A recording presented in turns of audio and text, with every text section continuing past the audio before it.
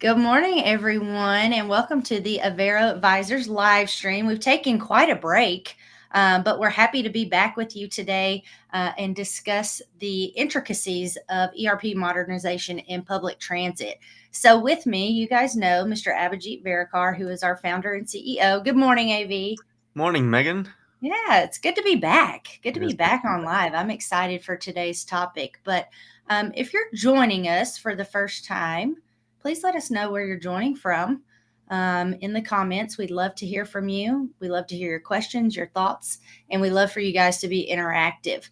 Also, if you don't know who we are a modernization firm that specializes in ERP consulting, IT strategic planning, and business process re-engineering for the public sector. So we invite you also to follow us on all social media channels and come to all of our live streams going forward. We go live every Wednesday at 10 a.m. So without further ado, today's topic is a very intricate one. I believe. We've had a lot of success with a few transits. We have a few transit projects under our belt currently, and we've been going after a lot of transit projects here lately. So I want to talk about let's kick it off by talking about the need for modernization in public transit. What are your thoughts around the need, and how is that need identified? Av. Hmm. So let me start off by telling the audience about the importance of public transit. Right? You might Sure. think that you're only riding the bus from point A to point B. Yes. Public transit was transformational for me personally when I first got to the U.S. because that's the only mode of transport I had and I could afford. And when I was in Cleveland, Ohio, going to grad school, they had a cool program with the GCRTA, which later became a client, to allow college students with IDs to ride the bus for free. So, anyway, that's an aside, but it's an important part of society, right? We saw during COVID all of these sort of government services that we take for granted, especially in larger metros where a bus is a guarantee and a granted thing that you can avail of. um, we saw that when you couldn't go anywhere, when things were shut down, these services were brought up to everyone's attention.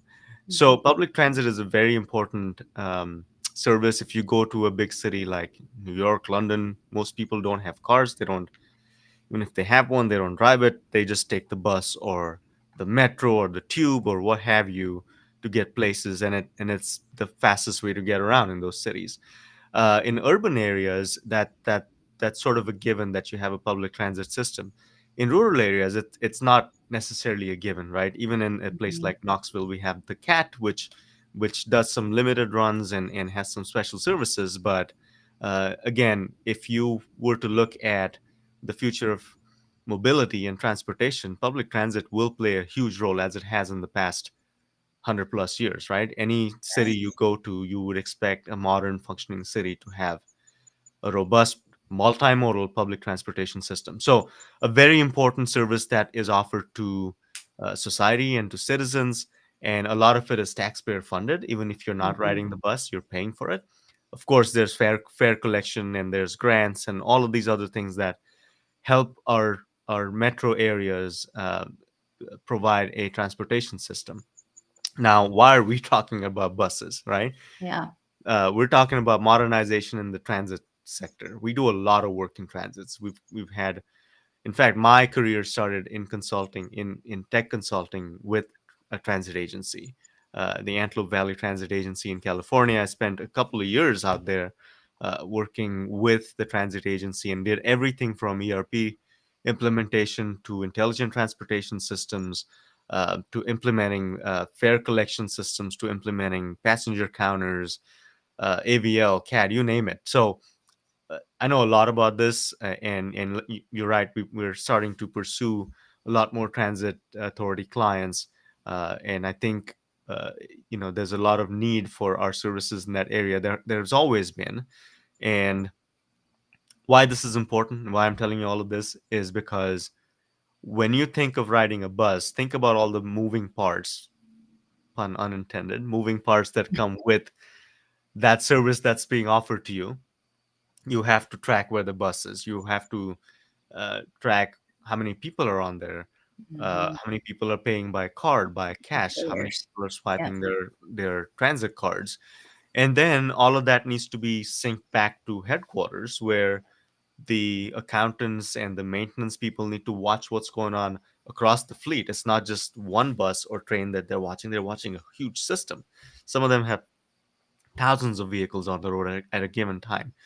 So all of these moving pieces need to be managed, tracked, accounted for, and reported on an ongoing basis. And all of that can does happen in multiple systems that eventually tie together with data to provide the executives and the board members the view that they need um, to see if their system's working well or not.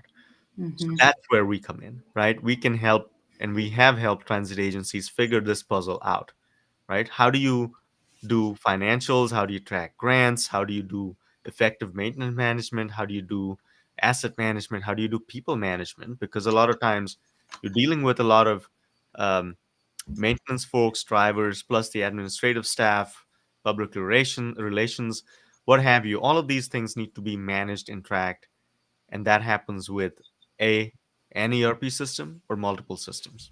Yeah.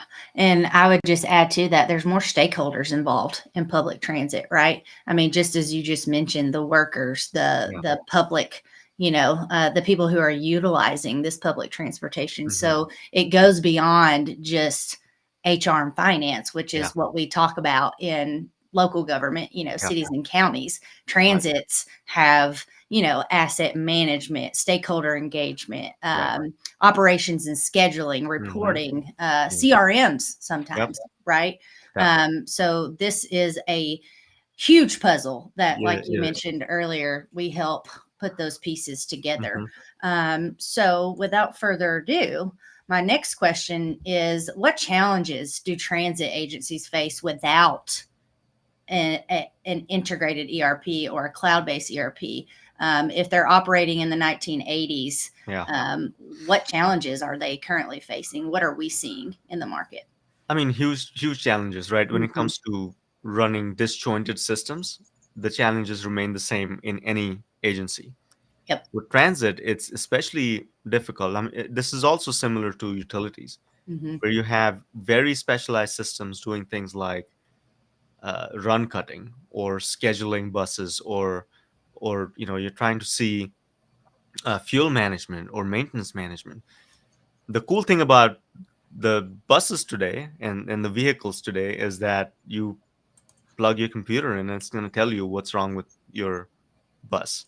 So, or you don't even have to plug it in. With intelligent transportation systems and maintenance management systems, you can have information transmitted back to the operations center to see exactly what's going on.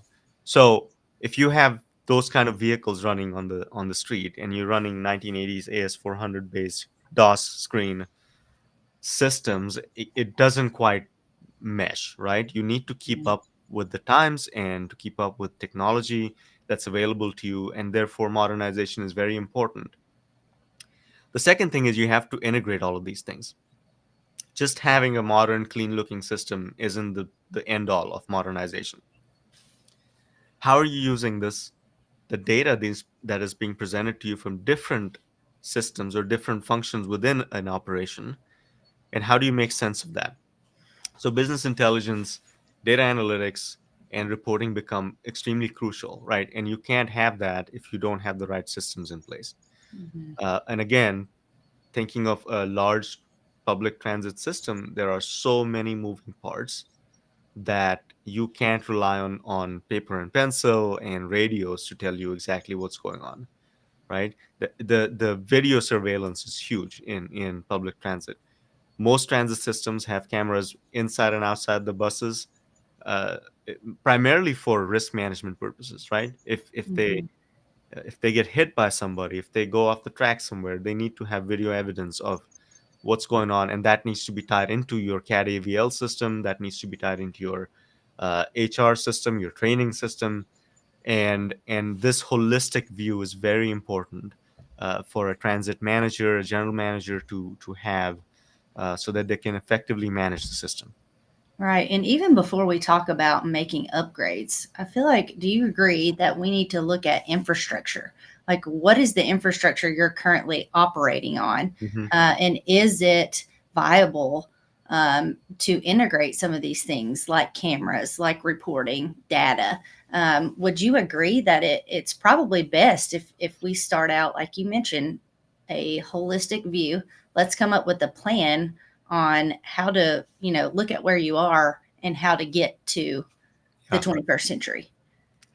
Yeah, that's true for any agency, right? You need Hmm. you need to have a plan. You can't, Right. like the meeting we had yesterday with Hmm. uh, someone very important that runs a large county, and the discussion was, what you're describing to us, meaning you need to overhaul your technology. You're not certain if backups are happening. You're not certain if you're in a cybersecurity, a good cybersecure posture as an organization.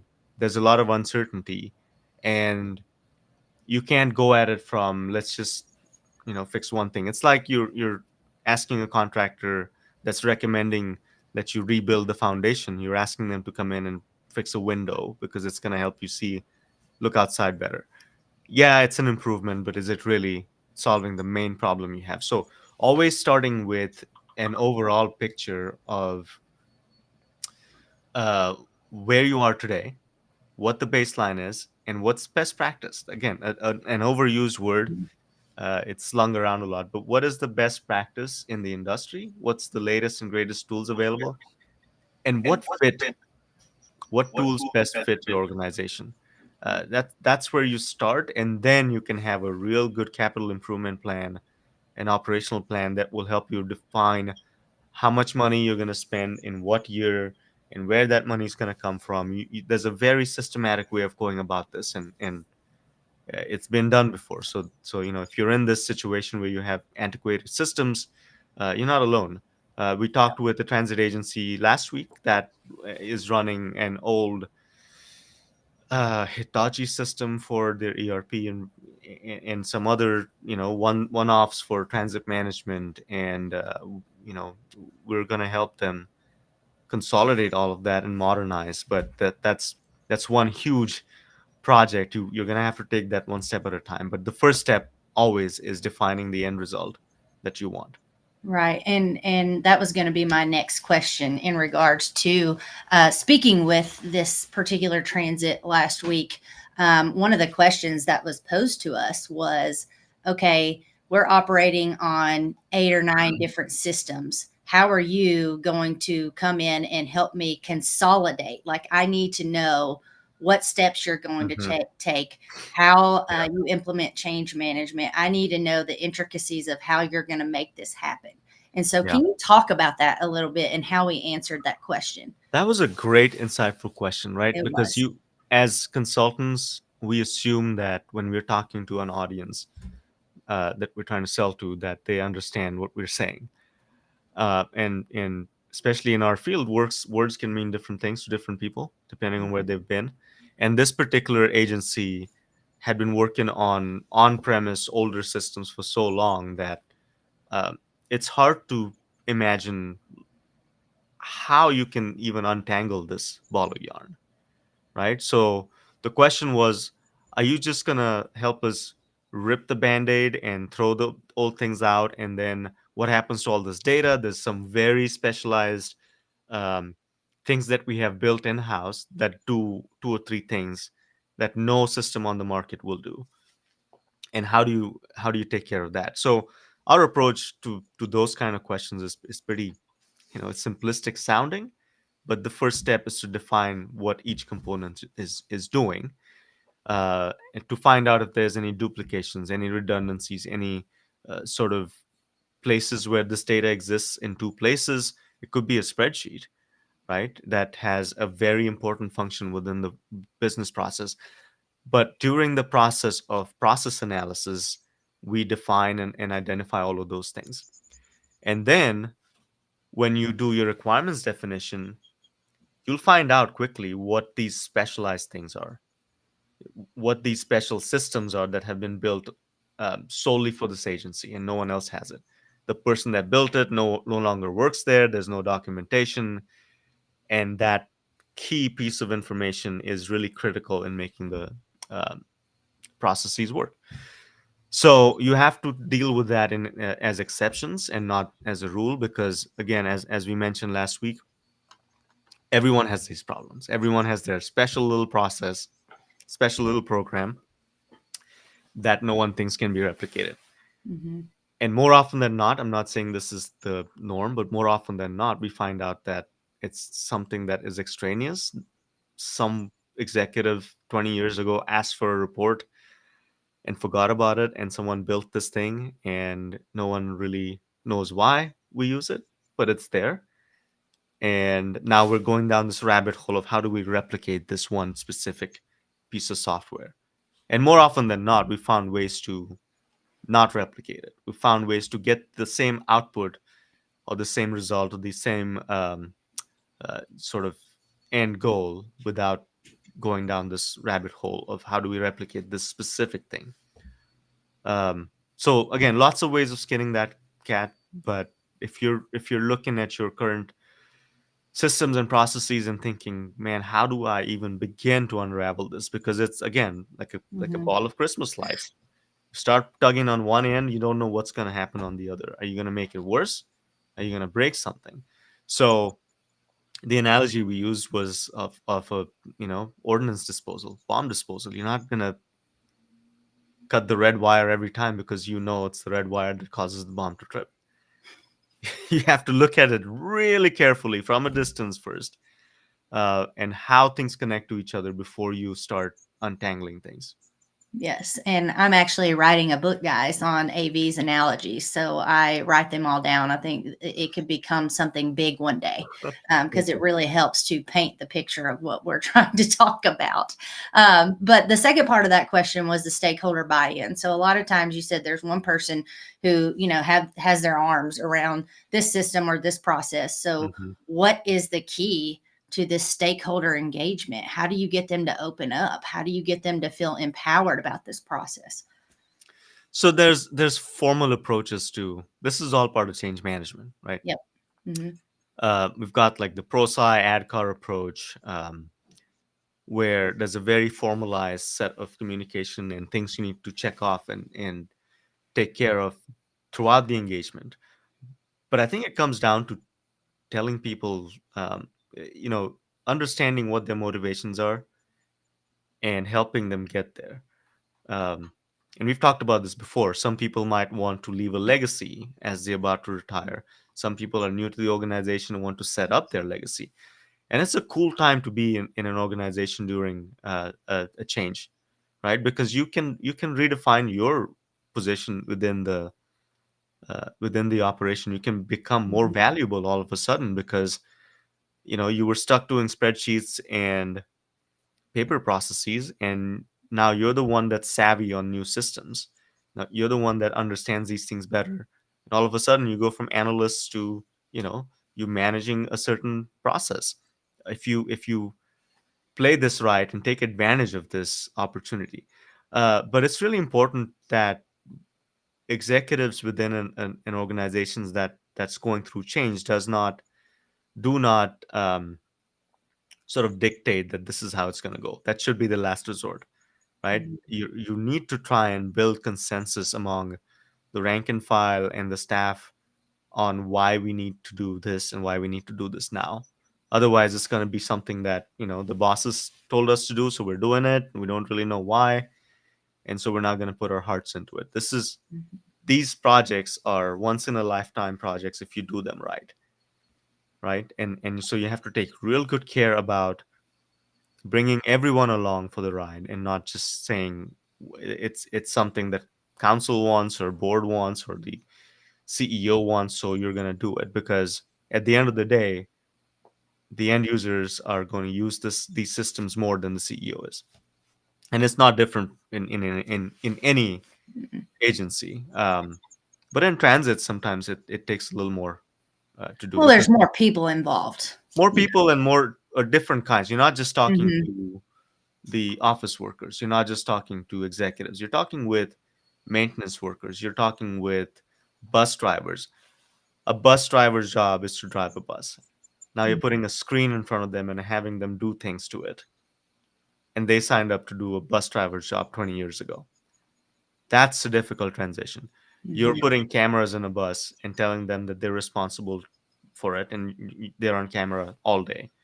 You have unions involved that don't like these things, Mm-hmm. right? And so a lot of complicated layers get put on top of our usual complicated problems when it comes to transit agencies. Yes. And along those same lines, I mean, you have the people, but you also have all of this data, right? From different places, depending on what you want to report on. But let's talk about data migration. One of the other questions we were asked was, how do you manage all the data? How do you clean it up and how do you carry it over? What are your thoughts on data migration, specifically within public transit? Yeah, again, the approach isn't that different from any other agency. You need to define what data you want and why, Mm-hmm. right? Most people try to go at it from, oh, I want everything from the beginning of time, and that's just not practical on so many different levels. You don't know if the data is compatible, if it's clean, if it's accurate, and then you run the risk of it consuming your whole project budget because you're trying to shoehorn this bad and old data into a new system. Mm-hmm.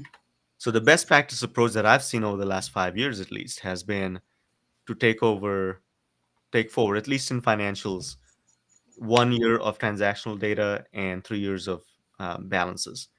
And then find a way to archive older data so you don't lose it. Of course, you need to go back sometimes and look for data that's 15, 20 years old um, for a specific report someone's asking for. And there's a lot of solutions available to archive your old data. So you don't have to bring everything into your production system and bulk it up and slow it down on day one. Um, so really thinking about the why behind data migration. Mm-hmm. What are you going to do with this data, right? And what pieces of data are really important to you on an ongoing basis as you conduct operations day to day. Right. Are there any regulatory and compliance pressures specific to public transit that Oh may, affect this yeah. new vision and new ERP and overall digital transformation in the public transit sector? Yep. So transits are funded um, in several different ways. One is, of course, the tickets we buy, right? That goes to the Mhm. bottom line. Then they have grants.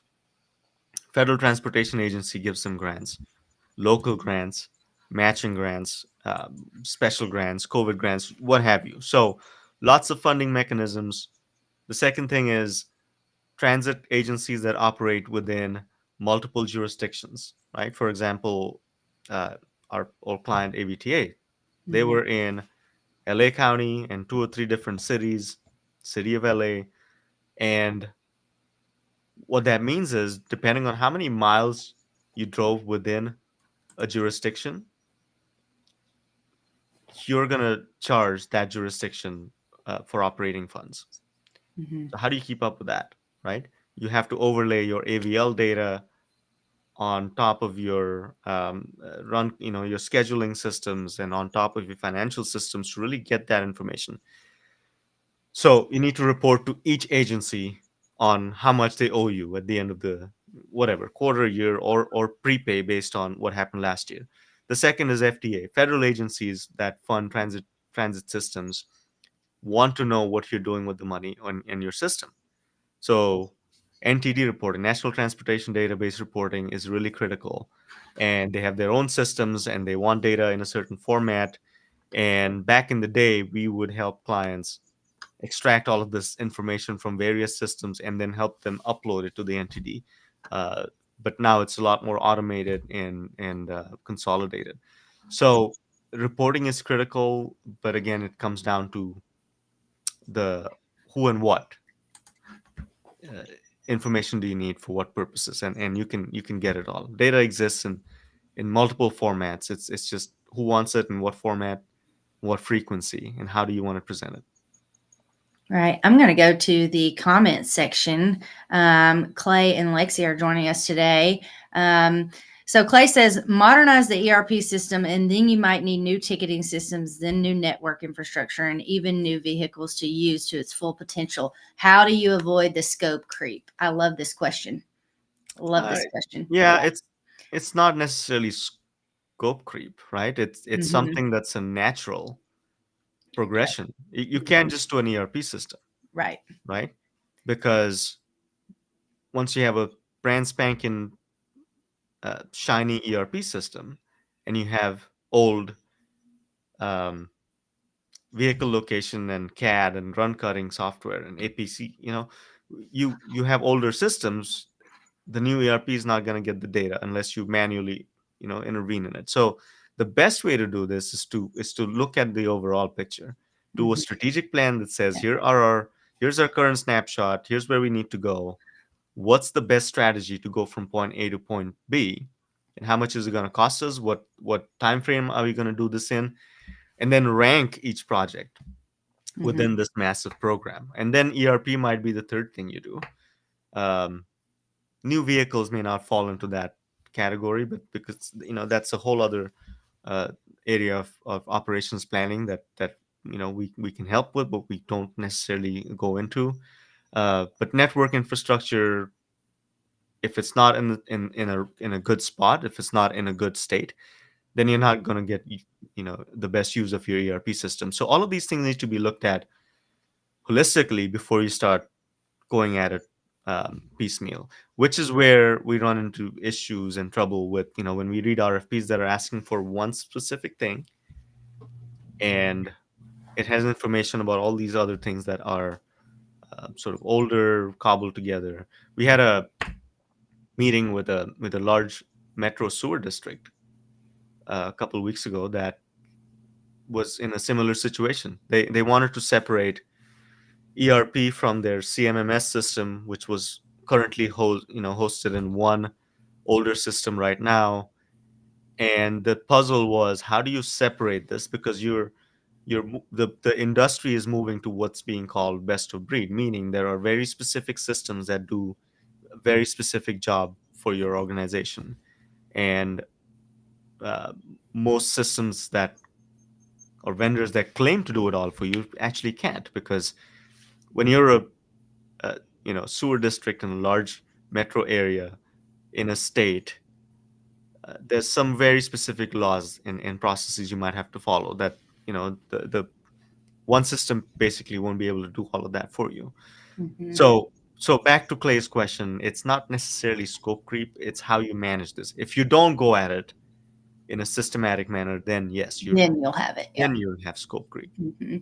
So I think this is a good segue into some storytelling. We worked with a client that we did this sort of planning for, specific to transit. Can you speak a little bit about that project and what came out of it and what's currently happening?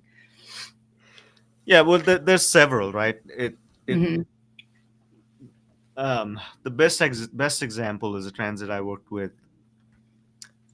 where we started with an IT strategic plan for them. We Mm-hmm. gave them at the time a 10-year plan for IT technology modernization, and um, one of the first things we went down the path of is automating their fleet, meaning they didn't have any system that would track buses or allow them to uh, you know schedule routes in a way that buses aren't running into each other. So they needed systems like intelligent transportation system, which essentially is a collection of systems that allow the operators at the operation center to where see where the vehicle is at all times, to see how many people are on it, how much money was collected, what route is it running on, and is it running on time, is it running behind, and which other buses are supposed to be on the same route. So there's a process called run cutting that happens. It used to happen manually, and it was a fascinating process to watch. Right, if you can imagine a drafting table with a large map, and this person, there was a guy called a run cutter or a gal, and they were very specialized in this one process, and no one else could do this job until software came along. So we helped them implement all of these things And it took years, right? Because this is like 2008, 9. Cellular technology wasn't all that great. Uh, Fiber optic connections weren't that great. So, uh, we were trying to do this very cutting edge work. Not that it hadn't been done, but this is in the desert, right? This Hmm. client was not in a very urban area. Uh, so uh, we did a lot of modernization, and then back to Clay's question, that led to the question of, we have all of these great systems, but we have an older, really terrible ERP system that's not going to be useful. So then we did an ERP system replacement, HRIS payroll system replacement, and we got so entrenched in the transit agency that we were also hired to do um, an RFP and help them select their next operations contractor, because it was a hybrid agency, right? They had only 8 or 10 employees of the agency, and about 100 contracted drivers and maintenance workers that actually ran the system. So we helped them r- create an RFP, do the selection, and negotiate with the vendor that eventually won the contract. And we also help them with contract compliance, meaning, is the vendor that is doing the Hmm. operations for this agency actually keeping up with the contract? And if they weren't, there would be liquidated damages and all kinds of fun stuff. So my point is, it's not just the technology, right? We are really good at understanding the operations of a transit agency, the ins and outs of the funding, how the system works, and the moving parts and the technologies that make them work. Um, so that's one example where we've done this end to end. Yes, thank you. So, speaking of operations and all that are involved in public transit, how do you maintain the operational continuity, especially during implementation? So, we've chosen an ERP, we're implementing. How do you keep all these moving parts still moving while implementing? Um, I think the key is planning again, right? Hmm. You can't. It's all part of change management, and Hmm. it can be as small as swapping out a server or a storage device. You can't surprise the user. You cannot surprise the end user by saying, at 10 by no giving no warning on when this change is going to happen. So apply that to a larger project, and it's the same concept. You cannot surprise anybody. So the way you handle this is, if you're doing an ITS implementation where you're putting in CAD AVL systems, you have onboard devices that need to be tested. You test it on a subset of the fleet. You don't take out the whole thing and say, we're going to stop the bus routes and we're going to do testing on this. Um, Back to my earlier project example, we actually did live testing on when the system was about to go live.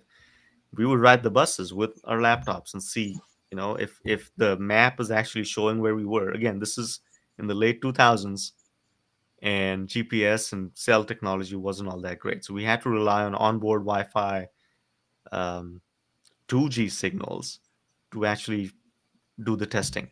Um, so how do you keep the systems running? It's like anything else. People have day jobs. The buses need to run on time. The trains need to run on time while you're doing all of this stuff. So effective project management, change management, and communication is the key, making sure that nothing falls apart while you're trying to modernize these systems. For public transit agencies, in your opinion, do you see more of them going towards this best of breed or buying something, just completely off the shelf that is all encompassing? Because my issue with that is can they keep up with all of the operations that a transit agency has to intake? Well, it depends, right? Yep. It's depends on what you're talking about. Meaning, there are very specialized systems. Like we're working with a transit agency right now that we're implementing a financial system for, right? And they're moving away from what they had, which is one system that did financials and transit management. And We helped them go to RFP, and they picked a product that is financials and HR only. The next stage of this will be doing their enterprise asset management solution, which may or may not be the same system. It Mhm. really comes down to what the requirements and the needs are. And it's a great time to do these things because there are systems that specialize in a few things and they don't pretend to be anything else. So really depends on who you are, what kind of operation you're running, and what that specific quote unquote best of breed solution might be that you're looking at that might improve operations for you. And how can these ERP systems help public transit agencies with their sustainability and environmental goals that some Oh, of them have? yeah, it's huge, right? Because Yeah. you're and most transits, by the way, are transitioning to either electric or some other form of Mhm. renewable or abundantly available source of energy. So sustainability from that standpoint is being taken care of. And when it comes to ERP, it's just the tracking, right? If you're still on diesel buses, fuel management system will tell you what that's doing to your bottom line, how much it's costing you, and they also have systems for emissions checking and estimating how much damage, if any, it's doing to the environment. So um, just I think, like with any agency, modernizing operations to be more efficient, to do more with less, is indirectly affecting sustainability in many different ways. Mhm. I would agree. Well, I think I am going to wrap us up today, unless you have any other points that you would like to make as it relates to public transit. I think we will continue along this topic. So, if you guys want to dive into one of these areas that we covered today, please let us know because I don't think that we do enough as it relates to public transit. So, I think my biggest takeaway here is, and I feel like it has been uh, throughout our live journey, but the planning and understanding your operations from a holistic view is so important when you undertake any modernization project, right? You can't just say, hey, we need to upgrade our ERP, right? Well, what does that mean, right? What are your takeaways, AV, or what's one thing that you want our listeners to hear today?